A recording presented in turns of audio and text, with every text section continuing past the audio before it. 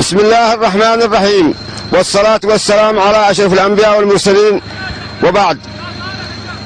أخواني وزملائي، أرجو من سادتكم أن تكرموا أن ألقي على مسامعكم هذه القصيدة، وهي بعنوان الحرب الضروس. في حرف السفيان المعارك دامية كبرى، دارت رحل حرب الضروس.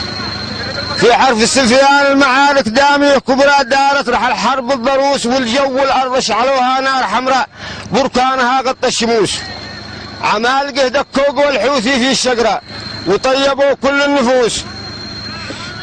عمالقه دكوق والحوثي في الشجرة، وطيبوا كل النفوس، وطهروها من بغاة الدين والكفر أخوان المجوس.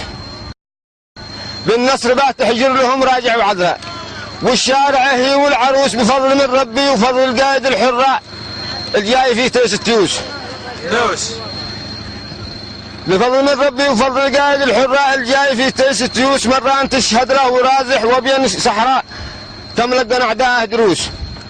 هذا الحقيقة قلتها مش مدحة وفشرة، ولا طمع لجل الفلوس، والله يلعن من كذب ولا شهد زورا، لعنة أبا جهل الخنوس. واحنا سلاحه دائما في البر والبحر، فإذا اختلط بحر النقوش، فإذا العيارات الثقيلة رعدها سراء، وابطالها تمشي حروس.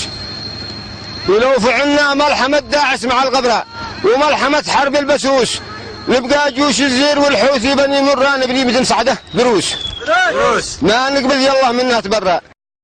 ذي مذهبه مذهب نجوش، يا كم وكم في ذمته قتلى وأسرى، بين المقابر والحبوس، والختم صلي مات لو سرا وجهرا على النبي زي الهجوس.